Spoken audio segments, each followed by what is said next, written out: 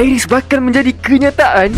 Bayangkan kalau kita boleh melihat maklumat hanya dengan tengok sesuatu. Guys, benda ni absolutely insane. Excited pula aku nak cakap pasal benda ni. Teknologi macam Iris sebenarnya dah pernah wujud, cuma masih dalam bentuk awal. Atau boleh kata tak sempurna mana lah. Google pernah cipta Google Glass, tapi tak berjaya secara komersial. Sekarang, syarikat besar macam Apple, Meta dan Microsoft tengah bangunkan augmented reality atau AR glasses yang boleh paparkan info depan mata kita. Tambahan dengan bantuan AI, teknologi ni boleh cam wajah, cam objek, malah boleh menterjemahkan bahasa secara langsung. Tapi function Iris yang macam boleh kawal drone, scan pergerakan musuh, akses data sulit, tu masih jauh dan confirm kena tapis kau-kau punya. Sebab related dengan isu keselamatan cyber. Bukan apa, takut disalahguna pakai oleh orang-orang macam korang ni. Ingat aku tak tahu ke plan korang nak hack bank, yang perempuan pula nak hack phone laki dia nak check, takut laki dia check dengan janda. Jadi Iris mungkin belum ada hari ni, tapi arah teknologi sekarang memang akan menuju ke situ. Mungkin dalam 10 ke 20 tahun lagi. Tak sabar aku. Jadi guys, adik-adik yang nak sama belajar tu, daripada korang ambil kos menguli plasticine, baik korang ambil kos engineering. Tapi kan, aku terfikir spek Agent Ali yang boleh release ni pun